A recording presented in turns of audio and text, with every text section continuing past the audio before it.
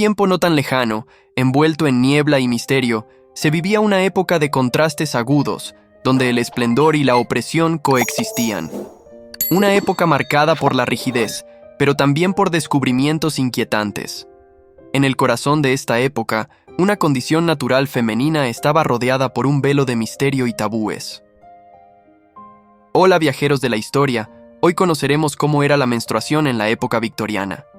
¿Están listos para desvelar los secretos de una época donde lo natural se veía como sobrenatural? Antes de comenzar, asegúrense de darle un super like y, sin más demora, vamos al video. El velo del silencio. En medio de la densa niebla que envolvía las calles iluminadas por gas de la época victoriana, un silencio aún más espeso rodeaba la vida de las mujeres. La menstruación, aunque era una condición natural experimentada por la mitad de la población, era tratada como un oscuro secreto. La sociedad victoriana, con sus estrictas normas de etiqueta y moralidad, prefería mantener tales temas firmemente cerrados detrás de las puertas de los dormitorios, lejos de los oídos de los hombres y, sorprendentemente, a menudo también de las propias jóvenes, hasta que experimentaban su primer ciclo. Este manto de silencio no solo envolvía el fenómeno en misterio, sino que también impregnaba la experiencia femenina con una sensación de aislamiento y confusión, transformando un proceso biológico natural en una fuente de vergüenza y temor.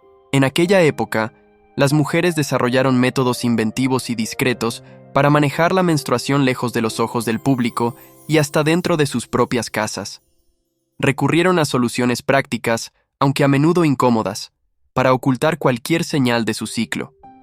La base de estos métodos eran los paños o bandas de tela, generalmente de algodón o lino, que podían ser lavados y reutilizados. Estos tejidos se doblaban varias veces hasta formar una especie de almohadilla absorbente que luego se colocaba cuidadosamente entre las piernas.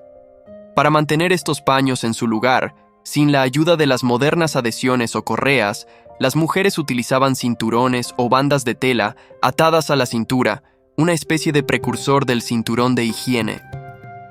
Este método no solo requería una habilidad considerable para su manejo y ajuste, sino que también imponía un malestar considerable, exacerbado por las ya restrictivas vestimentas de la época. Además de los desafíos prácticos, el lavado y secado de estos paños representaba un dilema adicional. La necesidad de discreción exigía que las mujeres encontraran formas de lavar y secar sus paños lejos de las miradas curiosas, lo que a menudo significaba utilizar los espacios más ocultos de sus casas o esperar por momentos de privacidad que raramente llegaban.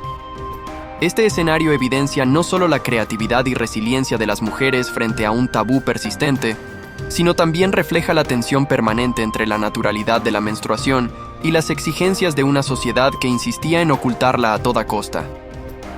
Las vestimentas, lejos de ser meras piezas de moda o símbolos de estatus, se convertían así en cómplices involuntarios en la perpetuación de un silencio opresor sobre uno de los procesos biológicos más fundamentales. La medicina de la época estaba en un estado de transición, oscilando entre la adhesión a prácticas antiguas y la adopción de nuevos descubrimientos científicos. Sin embargo, en lo que respecta a la menstruación, las creencias médicas seguían siendo, en gran parte, arcaicas. Los médicos de la época, influenciados por teorías desacreditadas que iban desde la histeria hasta la locura, creían que la sangre menstrual tenía propiedades tóxicas y que las mujeres eran especialmente vulnerables a enfermedades e influencias externas durante su periodo. Estas creencias pseudocientíficas no solo perpetuaban el misterio y el temor en torno a la menstruación, sino que también justificaban la exclusión de las mujeres de muchas actividades sociales, educativas y profesionales, bajo el pretexto de proteger su frágil naturaleza. La influencia de la religión sobre la vida cotidiana era inmensa en aquel tiempo, penetrando todos los aspectos de la existencia, desde el nacimiento hasta la muerte. En lo que respecta a la menstruación, la religión a menudo imponía una capa adicional de estigma y silencio. Los textos sagrados e interpretaciones doctrinales variaban ampliamente, pero muchos compartían una visión de la menstruación como un estado de impureza. En algunas comunidades, las mujeres menstruantes eran excluidas de prácticas religiosas y espacios sagrados, simbolizando la marginación de su cuerpo natural en los discursos espirituales. Esta marginación no era meramente simbólica, tenía implicaciones prácticas directas para las mujeres, afectando su participación en la vida comunitaria y espiritual. Además, esta visión de la menstruación como impura o profana reforzaba el aislamiento y la desinformación, haciendo que muchas mujeres interiorizaran sentimientos de vergüenza e inadecuación. La educación sobre la menstruación era prácticamente inexistente, lo que llevaba a una amplia gama de mitos, malentendidos y pánico innecesario. Muchas jóvenes enfrentaban su primer ciclo menstrual sin ninguna comprensión de lo que estaba ocurriendo, creyendo, en algunos casos extremos, que estaban muriendo o que habían contraído una enfermedad grave. La ignorancia no era una mera omisión, era una herramienta activa de opresión. Al mantener a las mujeres desinformadas sobre sus propios cuerpos, la sociedad patriarcal victoriana reforzaba su dependencia de los hombres y de las instituciones masculinas para obtener información y asistencia médica.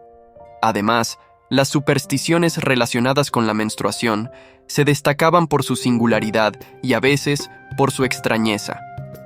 Una de las nociones más peculiares era la creencia de que las mujeres menstruantes podían agriar la leche simplemente con su presencia. Otra superstición afirmaba que si una mujer en su periodo tocaba plantas o flores, éstas se marchitarían o morirían. Se decía también que la sangre menstrual tenía propiedades tanto purificadoras como malditas, pudiendo ser utilizada en rituales para proteger contra los espíritus malignos o, inversamente, invocarlos. A pesar del silencio y la estigmatización, hubo individuos y grupos que se atrevieron a desafiar el status quo, abriendo camino para una nueva comprensión de este proceso natural. Médicos, activistas y mujeres valientes comenzaron a hablar sobre la necesidad de una educación apropiada, mejores condiciones de higiene y el fin del estigma asociado a la menstruación. Ahora hemos llegado al final de otro viaje. ¿Qué te ha parecido esta inmersión en las profundidades de la época victoriana? Y para dejarlos con algo en qué reflexionar, si las mujeres victorianas hubieran tenido acceso a las redes sociales para compartir sus experiencias menstruales, ¿cómo crees que esto habría cambiado las creencias y supersticiones de la época? Tu perspectiva es valiosa para nosotros. Deja tu comentario y únete a la conversación. No olviden dejar su like en el canal. Esa acción nos ayuda mucho. Y si este video fue relevante para ti, compártelo. Hasta la próxima y nos vemos pronto. Paz a todos. Que Dios los bendiga.